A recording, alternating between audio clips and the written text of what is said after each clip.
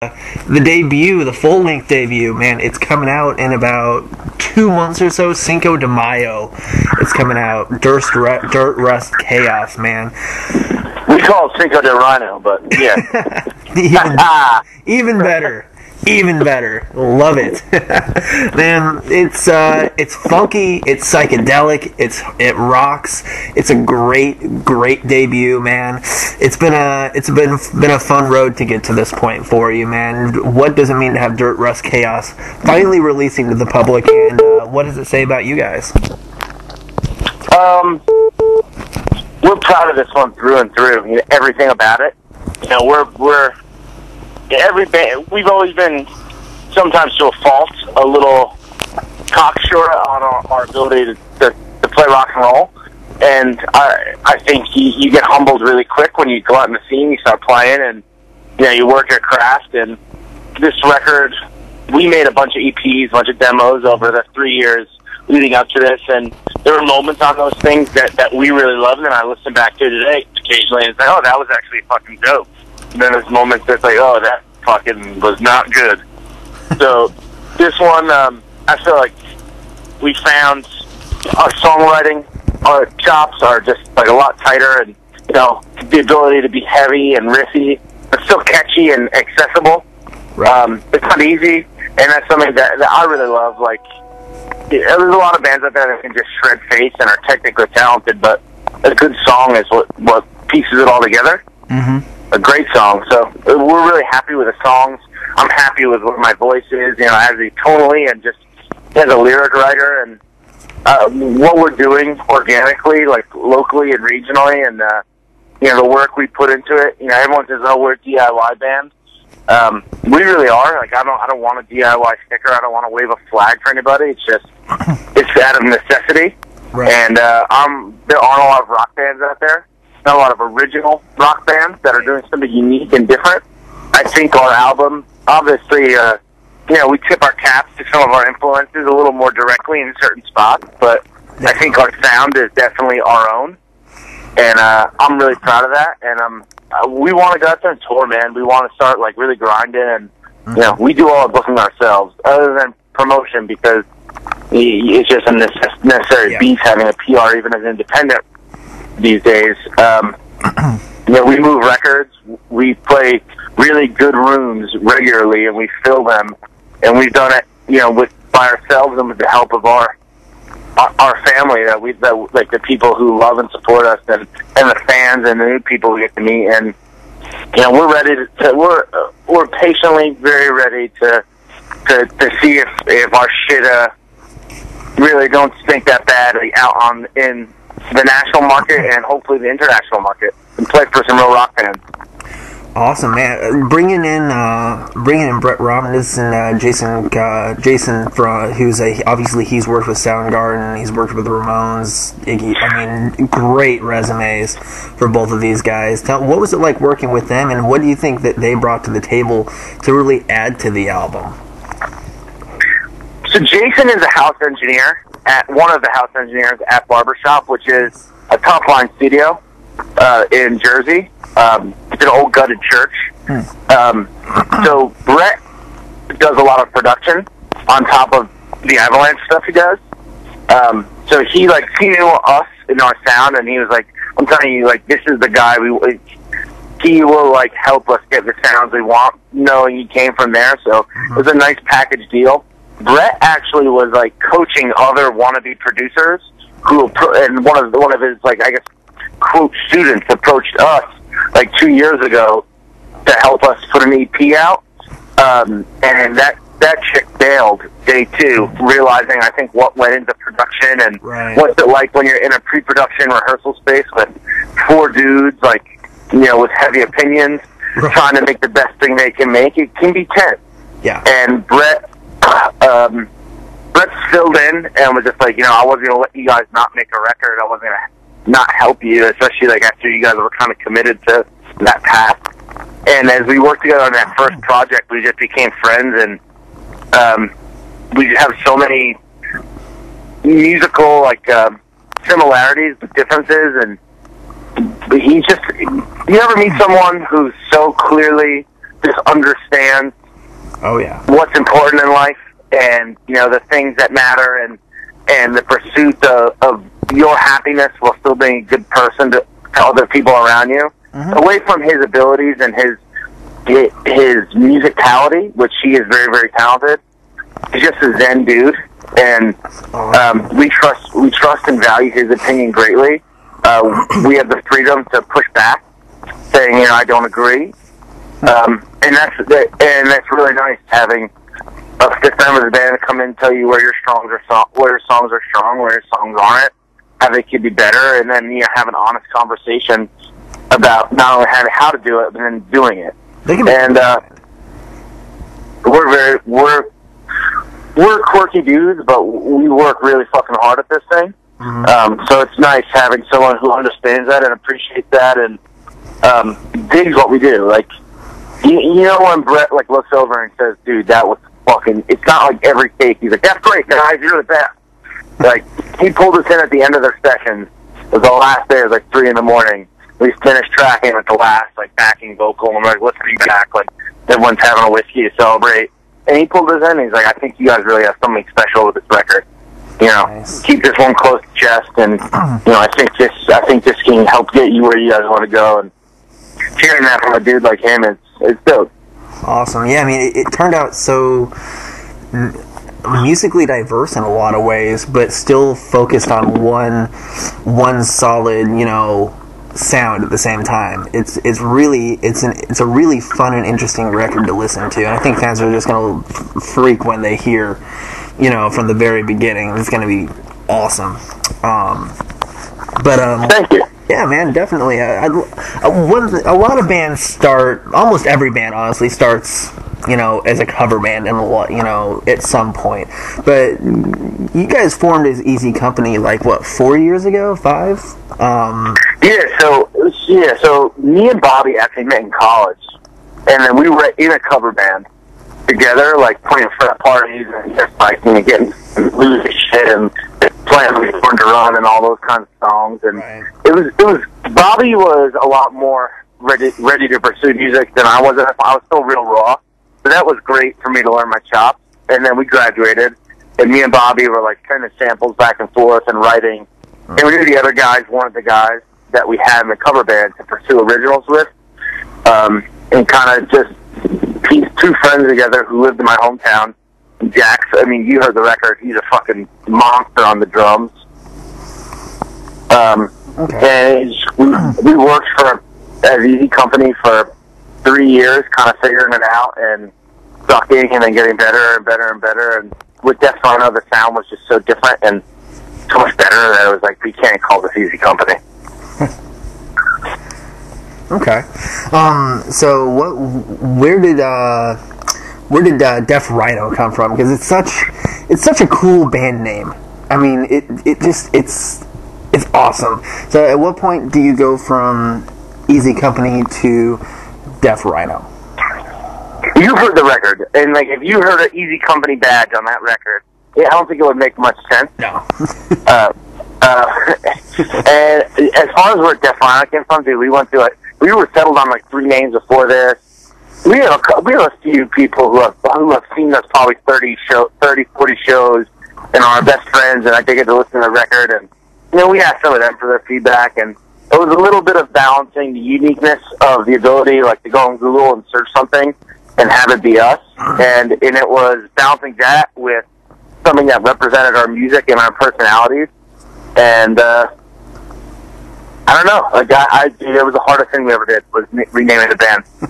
I can't tell you how many conversations we all walked away really frustrated at each other, at the situation, or how many deadlines we made. That this is the day we need a new band name, and then we would never pick it, and then we picked it, sat on it for a week, and we're fuck it, this is it. We had a name change show actually in Arlene's Grocery in New York City. That we said, we set the date, we said, and then mid-set, we played 3 Easy Company songs, and then we cut all the lights, and then turned it back on and had the name on our poster board behind the stage.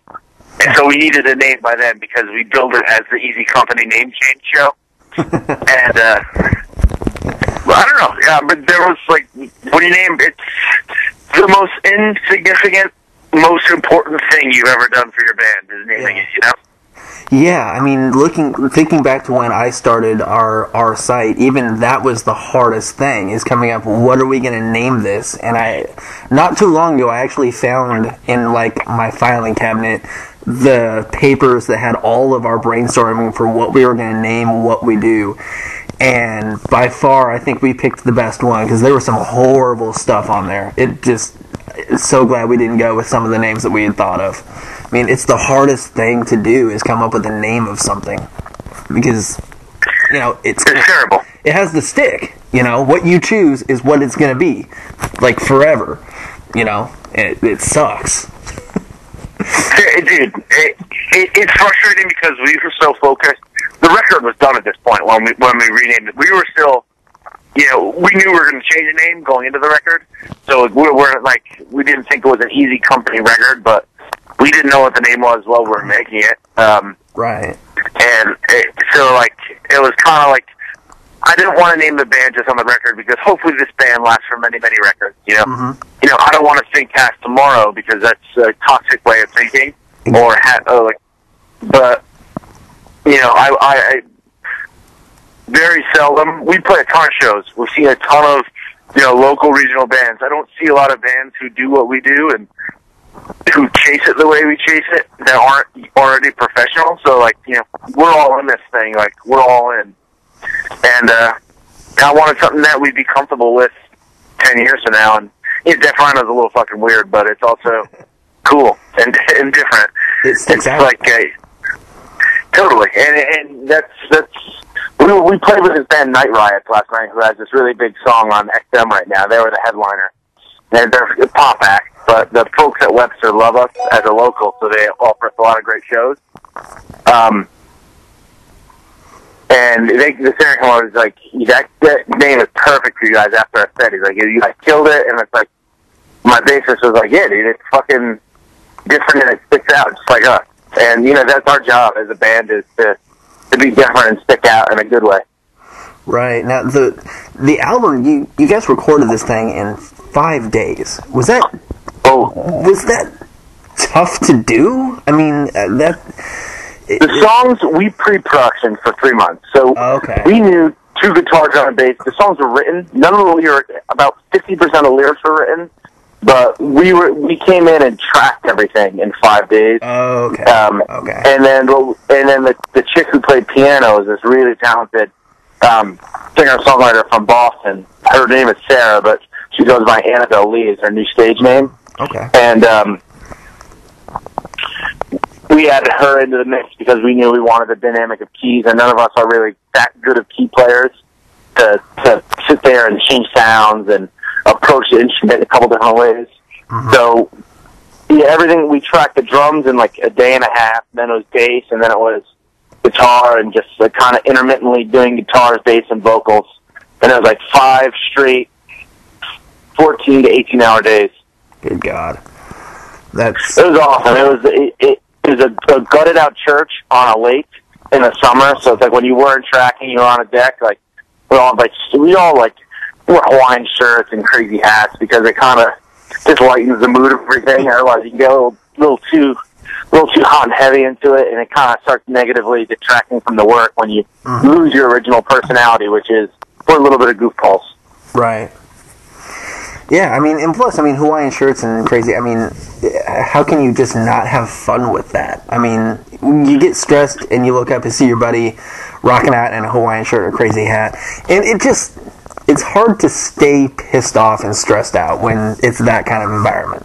I mean, because that's just fun, you know? Totally. So you guys have a lot of shows coming up, and obviously you're going to have a lot of shows coming up after the album releases. Take me through, because obviously I haven't had the opportunity to see a Death Rhino show yet. Take me through a Death Rhino show and what that environment is like and what you guys do when you hit the stage. So there's 2 kinds of shows, in my opinion. There's our shows that we build with bands we love for our hardcore, like our 150, 200 people that are our fans. Mm-hmm. Those are like family gatherings where it's like, you know, everybody in the crowd, and Right. It's a boozy, saucy affair. When we play out and we play like an away game, so to speak, I personally like those sometimes more. They're a little more serious, with what we have to do. We have the opportunity to go into every show and leave people saying, "Who the fuck are those guys? That was fucking awesome." Nice. That's what we want to do every show. It's not competitive, but I want the band to come on after me saying, "We got to follow that." Right. And that's what we do, and that's what we go for. Every fucking, it's just, we want blood, man. Energy. Jack's a monster. Bobby's a fucking monster on guitar. Tommy is so subtly just an awesome fucking bass player. Just being energy, man, and being real, and letting people know, obviously putting on a show for the people, but just having them see what it's like us jamming as a cohesive unit, as a real band. Mm-hmm. Not one guy fronting with a backing band. You're watching 4 people play together to make it one awesome sound. Right, and I mean when you go on the stage with the mentality that, like you said, it's not a competition, but you want the band after you to have to work their ass off to top you. You want the fans to go away remembering you more than the headliner, because that's what it's all about. And when you do that, you're pushing the next band to the limit, and they're going to step their game up. They're going to push the next band and the next band to the limit. Everybody wins that way. The fans are going to walk away with more than their money's worth, and most likely more bands that they like than they went into the show knowing that they were going to like. So they walk away winning as well. And I think those are the best shows by far. I mean, it doesn't. I love it. I love, we definitely look like rock and rollers, no doubt about it. But we don't have tattoos. We're not all inked up. We don't necessarily look like the atypical scene band. So then we come in and we just fucking put on, and we're really, we're students of our instruments. We're fucking. I practice every day. I practice my singing every day. I practice my guitar every day. We're tone freaks. I want it to be a great experience for the venue, for the fans, and for the bands, and we want to be fucking great. We want to be considered one of the best rock bands in the world. And, it's cocky and arrogant, but that's the attitude you gotta have. Exactly. I want to come out here and leave it all in the fuck. We want blood, man. That's one of my buddies. We played a show 2 years ago, and he's like, "Dude, that was a great show, but I want blood, man. I want fucking blood," and literally, it resonates with me to this day. Coming for blood tonight, dude. That's the best way to put it. Nice. What was the first, going way back, what was the first band you remember hearing that made you want to do this? That made you want to be in a band? That made you want to be, a rock star? That made you want to do what you're doing right now? I was at Epcot with my family, and I think I was maybe 7 years old. And they had a Beatles tribute band playing in the England corner. And they were in the Fab Four and the suits and everything. I remember looking at the guy in the Vox AC30 on stage, and he had his guitar there, and my mom was like, "Oh, Adam, what's going on?" I remember just spacing out, staring at it, and then they started playing. And it was just you see a beautiful guitar, it's like, oh my god, I can just stare at it. And it's just that was the first time it was just this. I don't know what's happening, but I want more of it. Nice. That's a good one. That's a good one too. I mean, the Beatles, they essentially started it all in a lot of ways over here. I mean, it's hard to top. It wasn't even so much the music as if that's just to me. I mean, obviously I love the Beatles, but it was the first time that I remember just even in my young baby self, just recognizing that's what I want to do. Okay. Nice. So, I'm seeing up through April for shows right now. Obviously, when the album releases, all hell is going to break loose in a good way. We hope. We don't know. We don't know yet. We're trying to get in with the right people, but fingers crossed.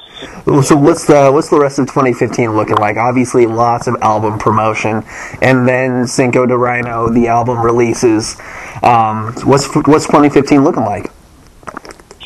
We're pretty booked through May and into June right now. Like, we're working on. We decided that we want to focus locally and regionally before we start stretching our wings. Yeah. We're all getting this record out because it's just too much to try to tour as a totally independent band and promote a record. We don't have the money or the network yet to do that. Right. So we're really trying to lock down a booking agent who wants to get behind us. And like I said, we do everything ourselves, and it's awesome.